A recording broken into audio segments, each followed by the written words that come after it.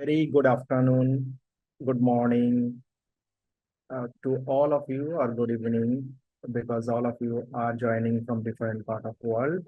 I, Muhammad Aliullah Abdal, today's host of this webinar. Welcome you for this session. On the occasion of World Optometry Week, we have immense pleasure to introduce today's panelist, guest, our very own Dr. Rizwana. She don't require any introduction, as we know. She is one of the pioneer in the field of binocular vision. And on this occasion of World Optometry Week, we are setting up context with very unique field of binocular vision. What the future about it in this field and why it is so niche at this given point of time. I welcome you, ma'am, for this session, and it's our pleasure to have you. We want to interact with our participants today, and it's going to be more of a talk show and interaction with them, answering their queries. Over to you, ma'am. Thank you, Oli, for this forum, and wishing all of us a very, very happy World Optometry Week and a very happy World Optometry Day. It's just going to be like tomorrow. So, and I'm so proud to be an optometrist, and that's the first thing I want to say. With that, I'm just up for questions regarding the future of binocular vision and vision therapy. Yeah.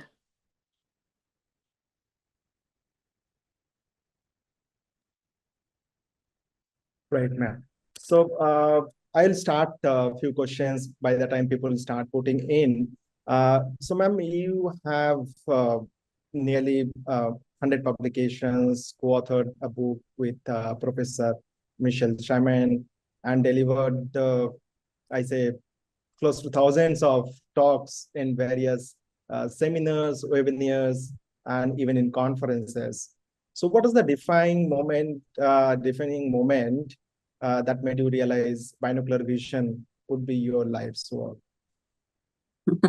That goes back to my undergrad optometry school, because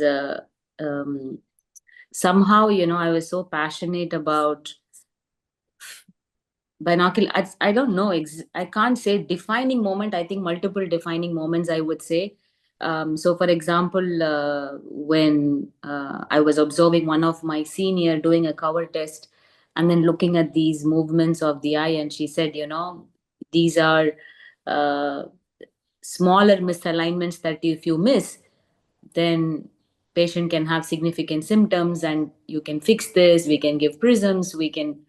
And I was so fascinated because in general we are just taught to like look at prescribing eyeglasses and this and that, but when it comes to understanding the vision science behind binocular vision and the alignment of the two eyes, it felt fascinating.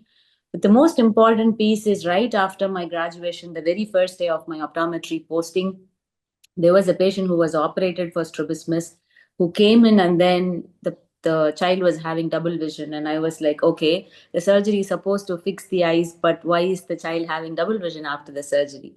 And then I was doing the cover test and found a flick ESO. And then I wrote it down. I was very anxious because I was wondering what the strabismus surgeon would think, and all of this was going on in my head, and I wrote it down. And then the strabismus surgeon called me, who later became one of my very good colleague and best friend, and she said, "You picked it up so accurately, and this is the most important thing that's required from an optometrist in terms of helping us co-manage clear, efficient binocular single vision." So I understood how that simple cover test can change the lives of people. And so then there are multiple defining moments, but yeah. Yeah, very interesting journey, especially in the field of binocular vision. I think we keep hearing about uh, unique practices, subspecialty practices in the field of optometry. But for binocular vision, very, very few. And you are the one of the first pioneers to getting into this specialty practices, though there are instances many people was doing bits and pieces, but you made it very comprehensive practice starting from India and now across the globe. Uh, so when we talk about primary care in optometry, we are taught that okay, it is primary refraction, refraction, and refraction. Now, as we grow and the young generation also comes in, along with the seniors who started practicing long back. Now, I think every one of us started realizing it's needs to be at the front line of our practice. So things are changing. So if I want to pinpoint um, certain aspect, so how when we talk about this, why it belongs at the front line at present scenario, so how prevalent are binocular vision disorder in a typical primary care of optometry patient pool? And is that number going up over a period of time? Very, very important question, Noli. Before that, I'm sure on the YouTube there are so many people watching, so they can comment there as well. How many of you here with us are practicing some form of binocular vision? Can you just type in the chat? Because that's something I'm really curious about. Some form of binocular vision, vision therapy, pediatric practice, strabismus assessment, management. Let's just see. Yes, yes. Just type yes on the chat or yes on the YouTube just to see. Okay, I like the high five. That's the energy. See, look at that. See? Yeah, I mean, of course, people that are passionate about joining joins, but then in general, every single person should say yes, according to me, because it is part of primary eye care. It's not a specialty as such, as much as we are promoting it as a specialty and super specialty. It is part of primary eye care. Okay, so just keep saying yes, and that just boosts us up in terms of seeing the excitement around. But considering Mr. Oli's question specifically, this is where my journey started, because right now we are in an era where we are all familiar with the numbers of myopia. We say every 1 in 2 person, 1 in 2 adult that you examine, every 1 in 2 kid that you examine is likely to be myopic. 50% of the world's population, is expected to be myopic by 2050, but we know that we don't have to wait until 2050 because these data came before COVID. And similarly, before COVID, when as part of my doctoral research came out the BAND study, the binocular vision anomalies and normative data study. So in that, when we looked at, even at that time, I didn't guess that the prevalence estimates would be too high, but we found that a whopping number of almost 30% of children in the age group of 7 to 17 years having a non-strabismic binocular vision anomaly. And if you really go into data and look at the data, binocular vision disorders are very, very common. And in fact, in the clinical setup, almost 50% of individuals present with some form of binocular vision dysfunction. And the most common one is the favorite convergence insufficiency. And studies have reported it to be as high as 17% and 20%. In young adults and university students, it goes just convergence insufficiency alone goes up to almost 30%. Now, okay, which means every 10 patients you examine, 3 out of them are expected to have a BV problem. But why are we then missing it, right? And this is where I would call it as the gap, the functional gap, because still, whatever said and done, our understanding of vision and visual performance is still dependent on visual acuity. You go to school screening, you screen 6 class, okay, done, okay, the person is normal, right? But so we will not pick up virgins problem, we will not pick up accommodation problem. And this is where we need to understand, as much as the lifestyle changes that we have seen is leading to a rise in many ocular issues, myopia, digital eye strain syndrome, dry eye syndrome. Now, in all of these, you see there is a coexisting binocular vision problem. There is a coexisting binocular vision problem. Dry eye screening and digital eye strain syndrome are incomplete without measuring binocular vision. And I don't want to get into digital lifestyle demand, but almost in every developing and developed countries, over 80% of the population, they spend more than 7 hours on gadgets. Okay, and that's the very important thing. We need to understand that our lifestyles have changed, our visual demands have changed, and that's actually gives us a very convincing reason for us to evaluate binocular vision in every single patient that walks into a clinic, or every single child that you get to screen in a school eye health program. Yeah, that's insightful. Always in practice, this is something we miss out, especially considering when it comes to optometric evaluation, we are concerned more about if the patient is using 6/6 vision or 20/20 or 1 in decimal. So our aim seems to be a little deviated, and we always look at whether the resolution acuity is reaching to that level, what our aim. So that's what we feel as our magic number to achieve by doing the best refraction. Same time, I think we forget that it's not about one eye. Is the marriage between two eyes is very important for a better vision. So putting into that context, that when we talk about clear vision, we talk about 6/6. So how do we move from that and make it more efficient vision rather than a 6/6 vision or 20/20 vision? So what your thought into it?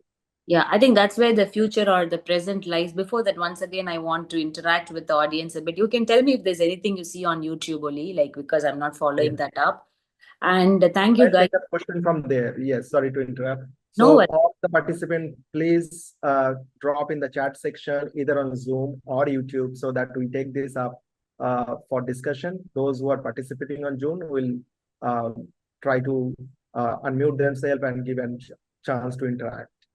Sure. I mean, this is your opportunity, people. Like, let all of us talk about how we execute this, because we can talk about the problems and all the innovative solutions available. But if there are challenges, which you guys will know in terms of your practice, so if there are any challenges, please do unmute, raise your hand, and ask questions. But before I jump into how do we now get into screening, or how do we now get into incorporating binocular vision, I want to ask, how many of you think that BV problems are common?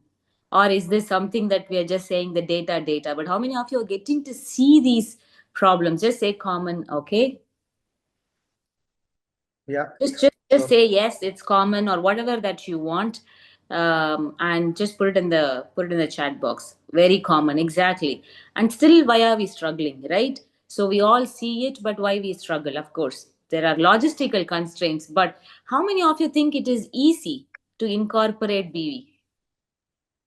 Say easy if you think it's easy to incorporate, or if you say not so easy, whatever it is. Okay, my friend Dolly has joined. So happy to see her here. It's very easy, okay? It's easy. Your job has become easy, Oli. Yeah, amazing. Yes. So answering the specific question, I think there are also people raising hands, and we'll take up that question after we finish this. So I think Oli asked a very important question about, okay, now there is this visual acuity cutoff, but there is functional vision. Okay, functional vision is beyond the last line. I mean, we do see patients who have little lesser than whatever our visual acuity cutoff is, but still are happy with their quality of vision. People that have 6/6 vision, they are still not happy. And especially we see this in refractive surgeries, like post-refractive surgeries, visual acuity is restored, but people do have issues, right? They do have issues with glare adaptation. Then any uh,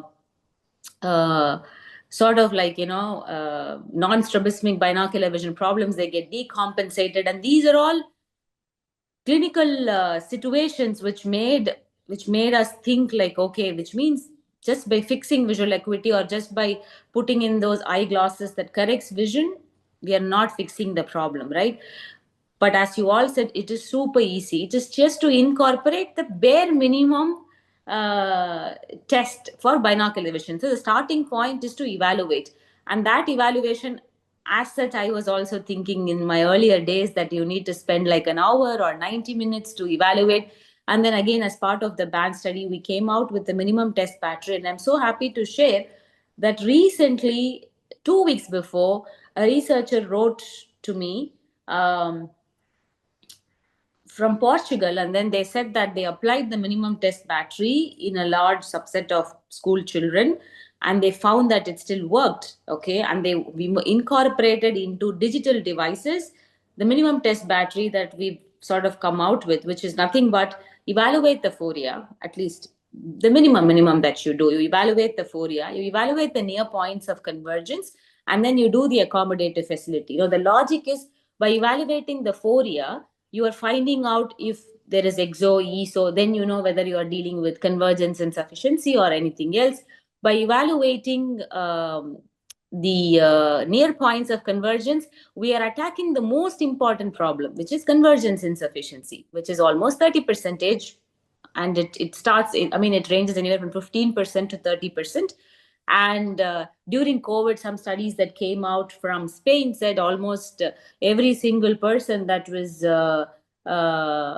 homebound that used to screen for more than a few hours, they ended up with a convergence insufficiency that was sort of manifested. Okay, so yeah. And then so phoria, near points of convergence, and accommodative facility test. Because most of us have accommodative in facilities by constantly staring at the screening. So start with these three procedures. Of course, the first is comprehensive eye exam, which includes refraction. Wherever cycloplegic refraction is required, cycloplegic refraction. So providing them with appropriate refractive correction is the baseline. After which, in the primary eye care protocol itself, incorporate NPC, incorporate accommodative facility, and incorporate phoria. The rest of it all, whatever you want to do, you may even ask near points of accommodation. Of course you do, but when you do accommodative facility testing, if someone has insufficiency, it will show up, right? They will have difficulty with minus lenses. Then from there on, you add more tests. But to start somewhere, you start with these three procedures. That's what I would say, and I'm okay to take up any questions or anything that people have at this point, only. Yeah, the question, ma'am, I'll start taking them in between.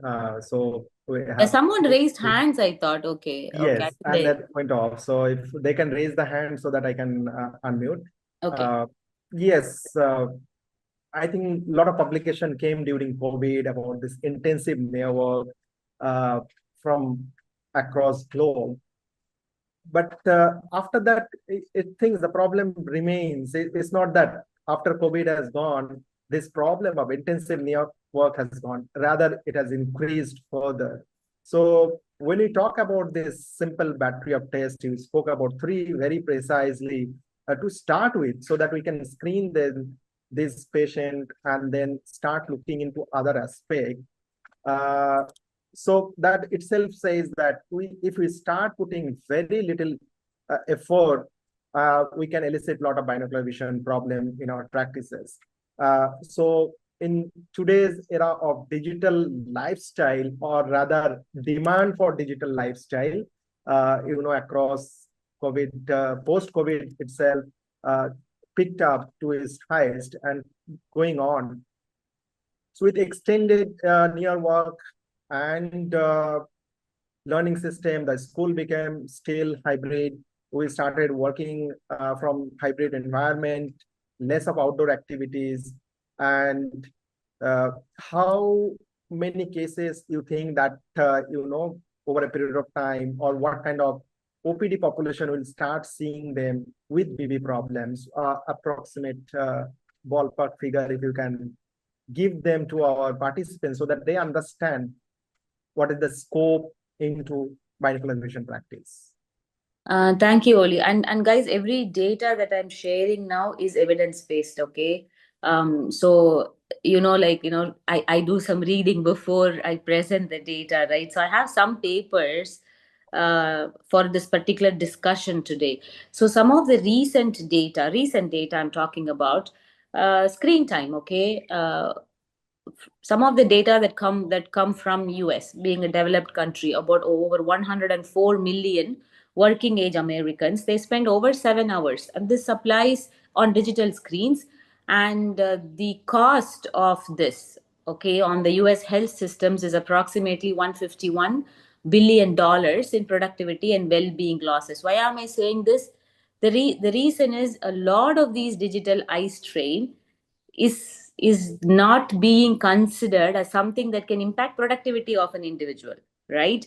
And as optometrists, it's important that you talk about it because extended periods of screen use increases the likelihood of binocular vision anomalies. And there is a recent paper that I read yesterday which said that 60% of high screen time group report symptoms of binocular vision anomalies, and which is also called as digital eye strain syndrome, that includes headaches, blurred vision, and eye fatigue. Okay. And I was also thinking that visual symptoms are influenced by screen hours. Yeah.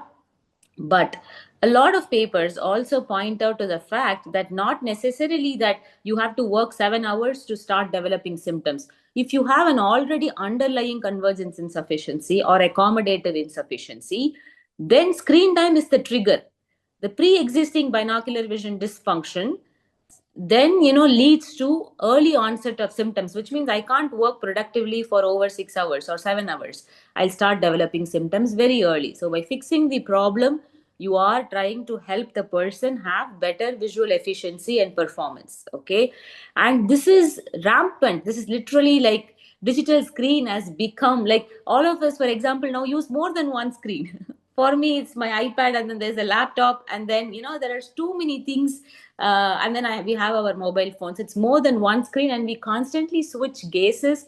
So predominantly, the visual system itself is coping up with changes in the demands, which is not intended to be. Our grandfathers, our grandparents never had to look at screens. I mean, they had like they outdoor activities for most part. For us, it's now all indoors, and still in that sense, visual hygiene, telling our, like how in myopia management we talk about outdoors, similarly in binocular vision management we have to counsel the patient about visual hygiene. Now coming back to this impact of digital devices, okay, so I said three tests. Yeah, simple, three tests. And if you're dealing with the kid, please incorporate words for dot and stereopsis also, because that then helps you to evaluate the uh, include other, if they have binocular vision from an amblyopia and strabismus perspective, but I will not get into that. So usually the three tests, I usually say make it 5-test triage. The 5 test is doing your cover test, doing your NPC, near points of convergence, doing your FORIA, doing your monocular accommodative facility, and doing your stereo acuity. So I usually, and devices like Binox, I think, incorporates all of these things, so that for a primary eye care exam, now it becomes comprehensive. Now you are evaluating convergence, accommodation, and also stereopsis. Yeah. But even before that, when the patient is in the waiting room, you can start doing a symptom survey. Okay. You can just give them something like convergence insufficiency symptom survey, or you can give them something like digital eye strain syndrome. There are multiple surveys that have been published, but CISS is something that's been validated across. And for digital, because we are in a digital era, ask questions about screen duration, viewing distance, whether symptoms worsen after screen use. So basically, it all starts with the target. Okay. So you're targeting the patient with an understanding that you are managing a problem that's most prevalent. Like all of you say, it's most common. All of you, it's very easy. Now we have to start evaluating. And that starts with first understanding whether they have a problem through surveys, and then now integrating that into your primary eye care protocol itself. And knowing that there is no going back, we are all going to have more devices than ever now. Now, how do we make it efficient and visually comfortable for our patients and for our families? I think that's the question we need to ask. True, true. Now we spoke about very critical figure, or evidence-based figure, that 60% of high-risk group are going to get into this binocular vision disorders issues, specific related to digital eye strain. Though there are other aspect, clinical diagnosis like amblyopia, like intermittent strabismus or suppression are there. But the huge number of this 60% figure itself very, very insightful for all of us to look for patient. Now, the major things as an optometrist, we always feel we are seems to be overburdened in the clinical work, especially in the practice where it is in a hospital setup.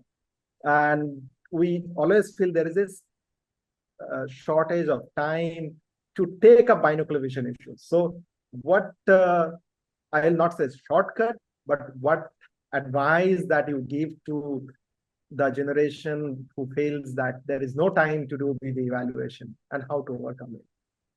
Yeah, I think we did touch. I'm so happy to see so many questions coming up. My attention just went there. Okay, we will go there a little bit later. But incorporating it is just first is changing the mindset, getting into the right mindset. That is number one. It's not a super BV is not a super specialty. Every primary eye care optometrist should consider doing binocular vision as a part of the primary eye care protocol. Second thing is binocular vision assessment is not difficult. Okay, get that thing out of your head. Saying doing the cover test or picking up problems. No, it's not difficult. All you need is just some trainings and repeated assessments, and optometrists are the experts. I mean, we are the vision science experts that can actually get into the nuances of binocular vision misalignments. So first is changing the mindset regarding that it is difficult to incorporate, and then that it is difficult to do. Okay, so these two are the most important thing. And when the mindset, you get the mindset right, you'll find a way. You'll really find a way, because you just have to first get that, the third thing, as we said, is just look at your trial box. If you have a trial box, just see what do you have in that. Okay, do you have an occluder? Do you have your Maddox? Because you just can use your Maddox still, like the bare minimum, basic. You don't have to spend thousands of bucks to even start incorporating BV, right? All you need is your Maddox, and you have a pen fixation light. Yeah, or do you have a pen light? Okay, start there. And then buying a flippers, we know is super easy, right? So that you start with your facility assessment.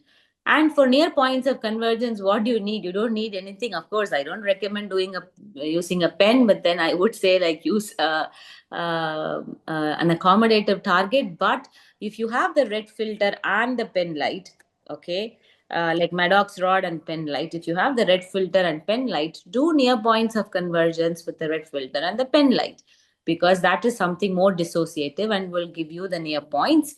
Especially in children, we've spoken about this, that it is accurate in terms of picking up convergence insufficiencies that already manifested, that are severe. And that's it. Now you start doing it at least in the high risk individuals. Okay, so if you're overwhelmed, you say you're seeing 30 patients in your OPD, and then the high risk individuals. Who are the high risk individuals? Individuals that already come to you with problems, that say that I have eye strain, I have headache, I have fatigue, I am having blurred vision. And you will definitely see this, in patients who are extensively like dependent on their screen or reading for their day to day, like, living or whatever it is. Like in students, for example, you both school students and university students, IT professionals, and most of us basically like teachers. Blended learning right now, online learning. I'm in Dubai, and then we've shifted to again virtual learning over the last 2 weeks. So situations are changing, like, so sometimes like we just have to get used to all of this. Like, so I'm teaching like 2 weeks, 4 weeks online, and we don't like this, but this is where we are. So we have to get somehow used to all of this. Okay, so that's where I would say it you should. But if any of you feel that even this is challenging, no, Riz, you are dreaming, it's difficult for me, then tell me specific challenges. What are you facing? And we will answer those. That's great. Yeah, so all of you, please drop your specific challenges and ma'am will answer how to mitigate them. Because the major challenges, what we think is time, is not actually challenge, is that mindset, what is very specific. Dr. Rizwana mentioned that you need to just change the mindset that you can do, and I think you will be able to do it with the uh, available infra already there in all primary optometry practices. So that should not be a challenge. If you come across with major issues or major challenge or very specific one, put it here. We'll try to guide you how to mitigate them. So when you talk about these challenges, incorporating DB care into practices, from your point of view, what could be the biggest barriers to adopt binocular vision practice? I think one of it already came in the chat, and I'm seeing that, like, which is the practice that you are attached to. I mean, because you need support from all the stakeholders, like you have to, your fellow professionals, including other optometrists and ophthalmologists, the management, they have to be in sort of like, because see, end of the day, it is also about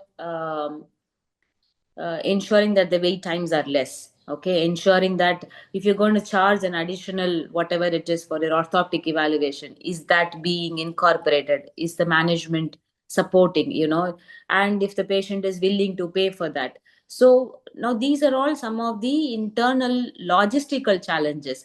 But this is exactly what we faced 2 decades back, when we started in India. So we started this similar challenges, like, okay, now how you want to spend another 30 minutes, already the wait times are like, because you need to.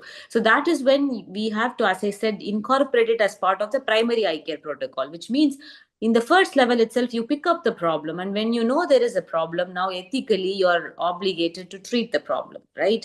So which means you need to do a complete scrutiny of your system at the primary eye care level, saying, apart from doing my refraction and then prescribing my glasses and doing my diochrome, hopefully, am I incorporating binocular balancing, and then am I ensuring that, like, this patient has optimal correction?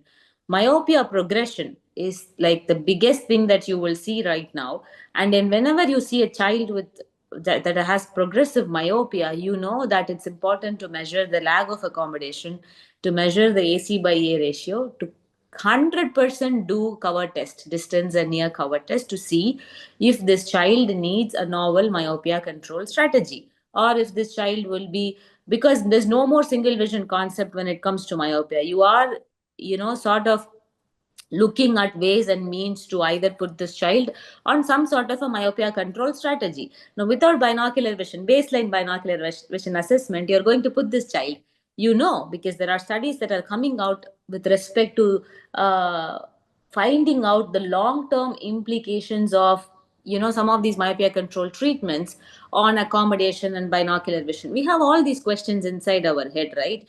And so it's important that you incorporate this. So you look at, you are set up better. Okay, you are in a government setup, like resources are limited to basic tools, and there is no, I'm answering one of the question already. Software therapy is unavailable.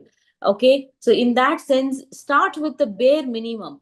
First, show data. So, for example, in my practice back home in Chennai, when we started showing data. So, 3 to 6 months, we collected data, and then we said, you know what, this is the prognosis, this is the percentage of problems that are prevalent, and then this is how we can manage, and this is the game plan, and this is what we are proposing.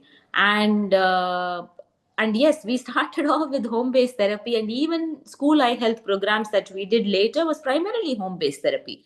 We developed this basic vision therapy kit that many of you here know about it, and then we gave it off. In fact, we just gave the kit to the school so that children do it during their physical education period. Of course, there were constraints, and I wouldn't call it like a successful venture, but we started somewhere, so start somewhere rather than saying it is difficult.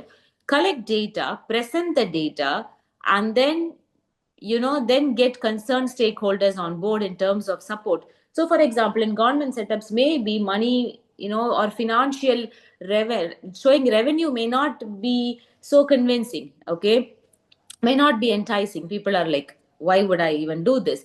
But maybe coming up with a research paper along with your fellow colleagues may be appealing. So in terms of like looking at, okay, joining hands with three, don't think about just targeting the problem all alone by yourself. 3 or 4 people coming together, especially ophthalmologists, play a key role. And one of our success with respect to incorporating binocular vision, orthoptics, vision therapy, is to present convincing data to our fellow ophthalmologists who are our primary referral sources, and then then expand that to pediatricians and other people, occupational therapists, people that work with children with special needs, the high risk population, right? And then getting more referrals from them, and then there's no going back. Now it's become an integral part of the system, like True, the true. Now, right. this is a big barrier I think we're talking about, and I want to compile quite few of question and the comments that has come across to different channel. So one, you spoke about the different stakeholders, be it a government sector or a private sector practice, role of ophthalmologists to play.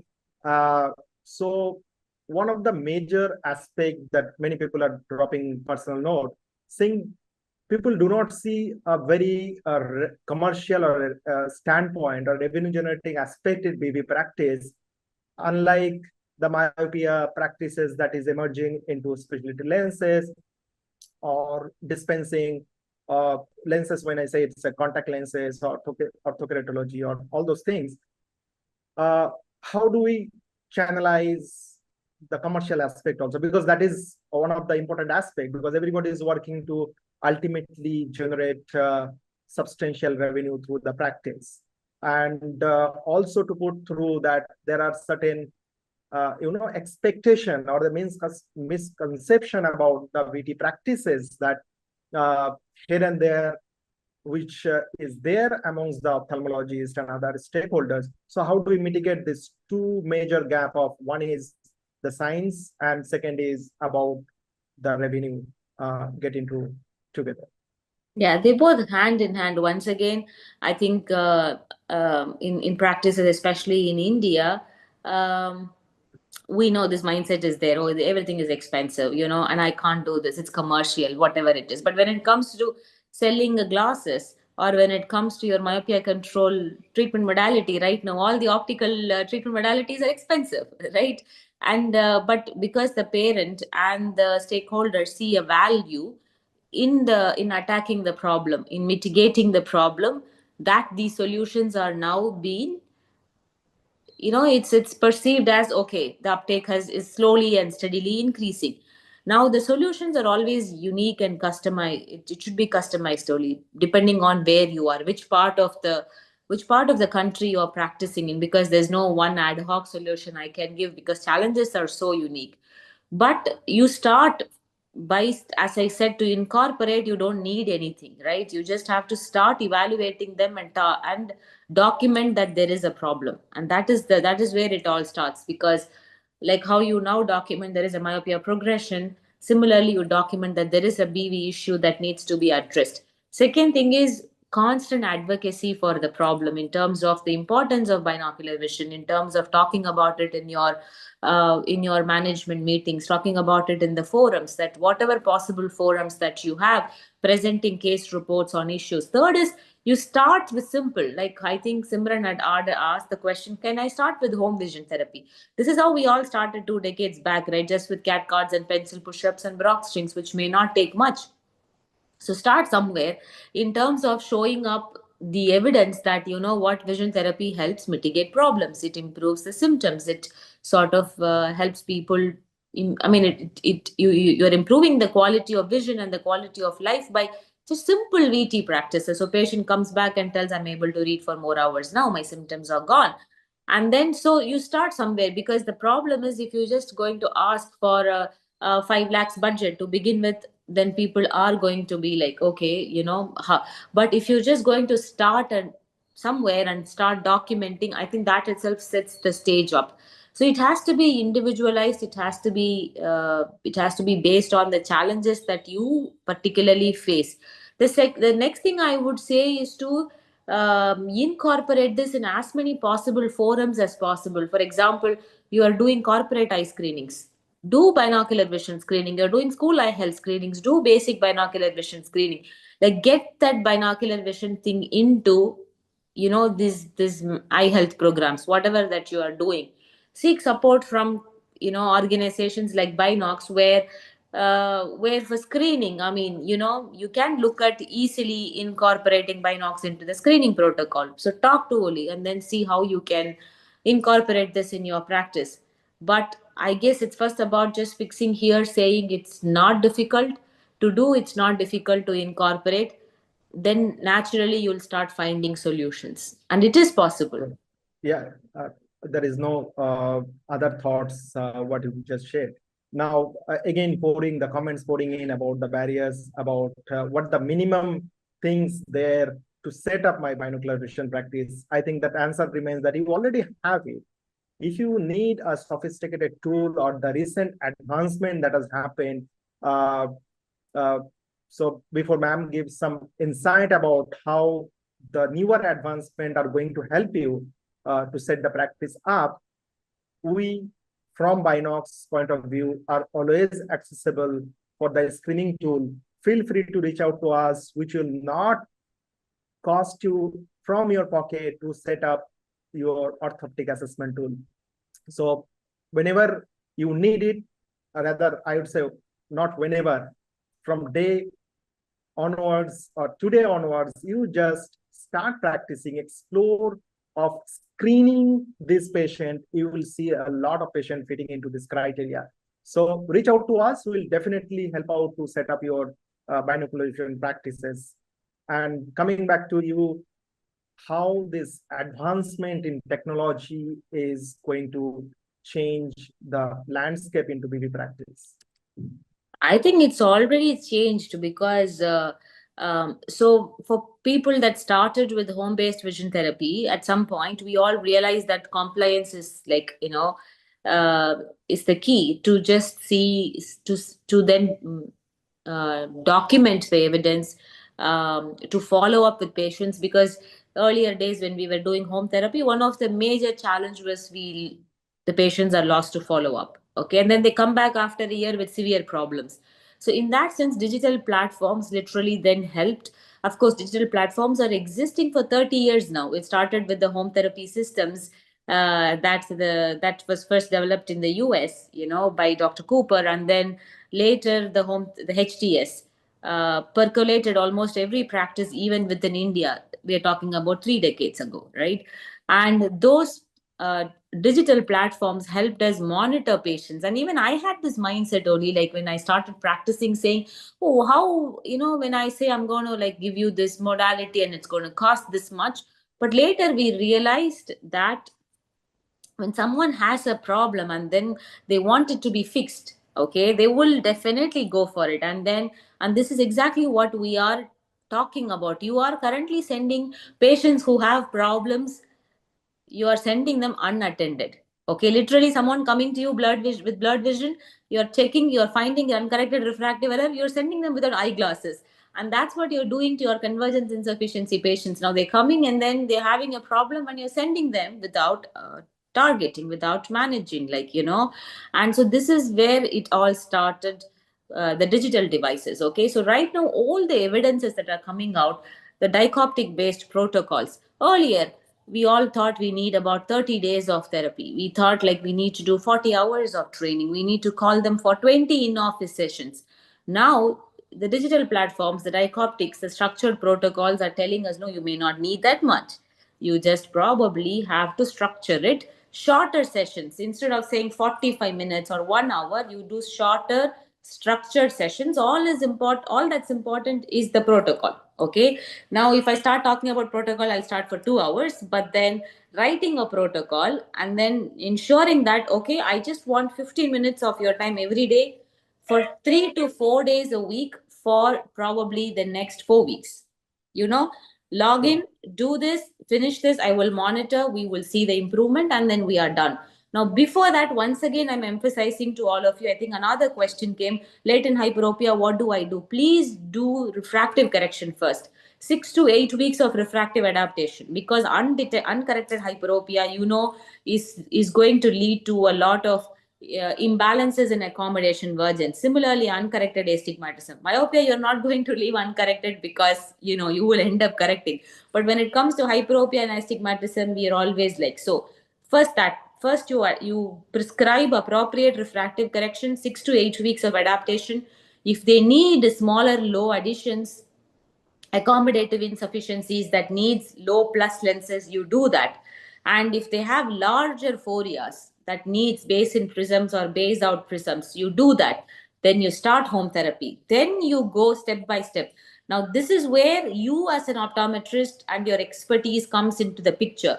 So after you evaluate, sit with the data, put the protocol, talk to the patient, what you have found. And I'm telling you, okay, you talk to 10 patients, 2 patients will sign up. 2 patients will sign up, but later the more and more you talk, 8 patients will sign up, then all 10 patients will sign up. So this is about, first, I think, us getting into this flow of evaluating symptom surveys, refractive adaptations, doing the initial protocol, calling up the patient, checking with them, okay, this is your due to come to for follow up. So, putting all the pieces, use your interns, use your fellows, build your team, and this is what I would say, but it is 100% doable. And then later you will, before even you realize, I'm telling you, okay, before even we realized, we found that the binocular vision and orthoptics department was one of the most revenue generating department in the institution. It became it came to that point, even in not for profit organizations. I'm not talking about profitable, not for profit organizations, okay? And you're not charging them a bomb for sure. I'm telling you that as well. So it's easy to do because there's numbers in India, there's like massive numbers to target, and it's possible. And the But prevalent is so high. exactly. But Dico-Optics again made the whole assessment as well as the management super easy, because it incorporated a lot of things that's really needed for us to evaluate our binocular vision accurately. You see? Yeah. So this phase answer lot of questions that has poured in. So first I think we is, need to take that. Yeah. yes, first thing is they need to do the base routine evaluation. The refraction still remains the key aspect to do the best possible refraction adaptation, and then getting into binocular vision evaluation. And when we talk about the advancement into digital uh, orthoptic tools like Binocs, it will help you to facilitate, or it will help you to do the screening fast, supervising the therapeutic protocol, not calling them every time for in-office therapy, which becomes impractical for some point of time, and also customizing the therapeutic protocol as per the need of the patient. That's what it's going to change, be it AI, be it Dico-Optic digital therapeutics, or VR-based headset. All is going to give you a better assistant and not to remove your clinical subset or clinical skill set from your practice. Now, with that, many of them would ask, do I need to get into a very specific training or a fellowship or certification to start the practice? What is your take on it? I would say if you're really passionate about it, please go for it, because that will deepen your understanding. Okay. And fellowship programs in BV, vision therapy, in pediatric optometry, whatever it is, helps you to see more and more patients in that particular niche, and that will really improve your confidence in managing. So right. So the first couple of years after, if you're an early career optometrist, okay, within the first 4 years of your graduation, pursuing masters or whatever, spend some time in expanding that skill set, in specializing. And if you're already into practice, then definitely consider enrolling into blended learning models where you can have online modules or whatever. Now, if you ask me how many are available, Rizwana, then of course, there are limited high quality training programs, and I will accept that. But if you want it, definitely you will figure that out. But I would strongly suggest that the fellowship programs are very, very helpful, because that will give you the boost that you need, rather than then you'll go, and because many of our fellows ended up actually having a VT practice. So yeah, so that's what I would say. Yeah, so I think for fresh graduate or those who are actively into education first, ongoing, I think for them going into long-term fellowship make a lot of sense because they get the base to it. Now coming to the pain point of the practitioner or already who into job, for them getting into long-term fellowship becomes quite challenging. So we at Binox, we are pleased that today there will be announcement of a lot of practitioners who are getting certified into Binox platform and also open for future enrollments. Uh, these are case-based training and practical management into scenarios, brevi practices, which will help you to upgrade your skill set and incorporate the practices. So which is very relevant. So one is structured long-term fellowship, and second is when you are already in practice, we have a bridge course kind of training program where we will make you efficient of managing binocular vision disorders. So those announcements are also there, who is graduating or getting certified today, and who are interested, they can also enroll into the system. So now, when we talk about this structured fellowship, talk about the change in mindset, when we get practices like or getting certificates from fellowship from different organizations, especially from AO or different institutes. Now, time to move, beyond the clinical thought process of what you do, change in the mindset that you discussed, and training ourselves more into clinical oriented, clinical approach based therapeutic approach. So at the same time, we as an optometrist and a clinician needs to be integral part of the comprehensive care, coordinating with different stakeholders. And that's how the change I can see happening. So what kind of leadership mindset that you are looking at, that you as a Dr. Rizwana is taking forward for our future generation to, deliver these results into the community of BV practice? I mean, of course, the people that know me, the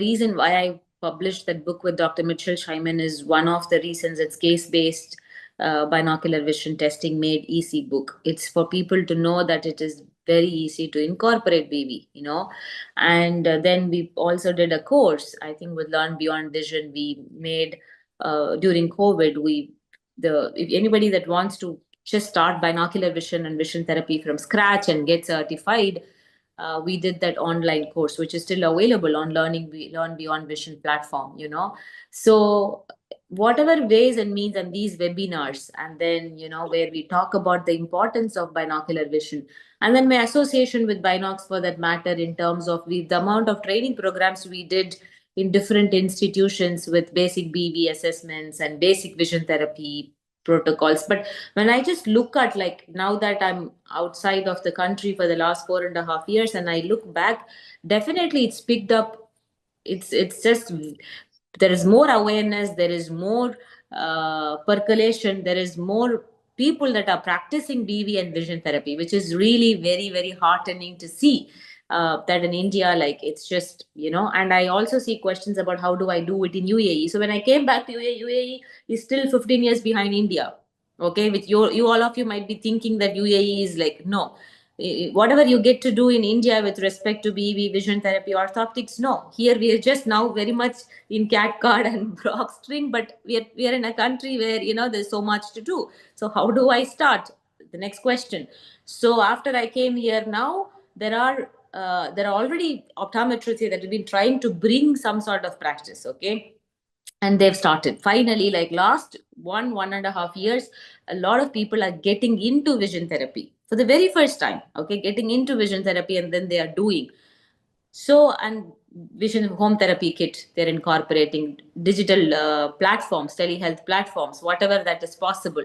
So, because one side we are saying, oh, in India, people are not affordable. Now we are in a country where people can afford, but the practice isn't there. You understand? So this is never about profit, never about money. This is about the attitude. This is about the mindset. And of course, this is about the competency scope of practice. If you go even one more level deeper, in that sense, guys, India is so blessed because you have the independent right to practice binocular vision and vision therapy, and your scope of practice and competencies are far more advanced than many other countries Thank alongside. you. This is a very big statement, rather, I would say. So I think that, again, coming to you, actually, as a leader, showed the path that, okay, this thing can be done wherever we are. So for all the participants, it is very important take-home message that take that small initiative of starting the practice and lead this revolution, I would say, in the practice, optometry practice. So one very key aspect so that we can follow, the path that you are showing in this field. Now, if from today's session, if you want our participant to change one mindset, though probably we did mention all point of time during the course of discussion, but still at summary, what is the one thing that they need to change so that they can embrace this new path? One thing is, I think our audience today are already doing something, So the one thing is just ensure that every single patient gets screened for binocular vision. Get screened, okay? You just start there, and we spoke about the screening protocol. And consider that BV is part of primary care. Now, one more thing I would say with respect to VT, okay, vision therapy as such, is you can incorporate it right away. You can really incorporate it right away. So it's not that you need all of the advanced systems or anything, but start providing them with simple tips in terms of doing their vision therapy exercises or protocols. Like, I won't say do this, do that, but there are structured protocols available and you can start. So start both BV assessment and management, and consider that it is your responsibility to equip yourself with the knowledge and skill set. Like, we can't run away from this tomorrow, because every single patient that comes to you is going to have a problem, a binocular vision problem. Now, if you are not equipped, then you will just don't feel competent enough. So how you're considering myopia, how you're considering prescribing eyeglasses, consider BV also as integral. That's what I would say. So coming to the end part of it, as I mentioned that we are going to announce the name who is getting certified, especially related to the binocular vision practice with Binocs program. As I said, that this certification is primarily indicated for the BV practice along with Binocs program. So those who are interested, there will be a QR code to, get access with it. And this is where you can reach out to us. You can scan the QR code, submit your request. And please remember, after the application, if you are not getting, a direct immediate batch recruitment, understand that because of the huge demand, we are taking as a short batches, train them properly, give them hands-on on how to manage different case-based scenarios. And that's why we take time to take all the applicants, but aim here to train each and everyone who is eager to be part of this journey and not to leave anyone out from this scope. So with this, we are coming to a very short end of this program. I sincerely thank Dr. Rizwana for giving her time and sharing her insight into binocular vision practices. Your path and your adventurous journey so far into binocular practice changed many of our mindset, and we keep changing this perspective of binocular vision in the near future. And sincere thanks to all the participants who could join on a Sunday. Tomorrow is a huge celebration of World Optometry Day, and we wish to thank Team Binocs for their support, their encouragement, their enormous effort of training all these people who actually made this possible. For any question, any queries, please feel free to reach out on our WhatsApp or email ID, and reach out to me directly if you want to get into any specific question. And if you want to connect with Dr. Rizwana, That is, you can just write to me. I'll put an effort to answer your queries, connect with Dr. Rizwana for it. Thank you, everyone. Thank you, and happy World Optometry Day to